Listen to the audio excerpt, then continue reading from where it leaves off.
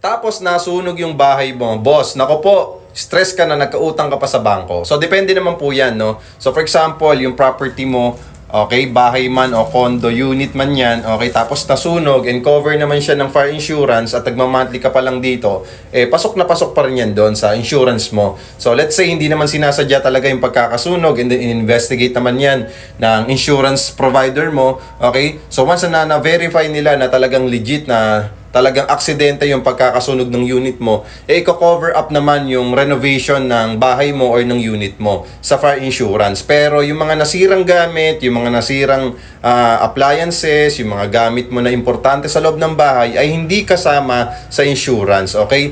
Yung mismong property lang at yung mismong unit lang. Ayun yung advantage kapag meron kang fire insurance including doon sa monthly amortization mo pagdating kay Pag-ibig at kay bangko. So, secured na yung property mo, okay? Dahil meron kang fire insurance, secured siya sa mga sunog. Once magkaroon ng ganong aksidente, wala ka nang gagastusin pagdating sa pagpapaayos ng unit mo or bahay mo.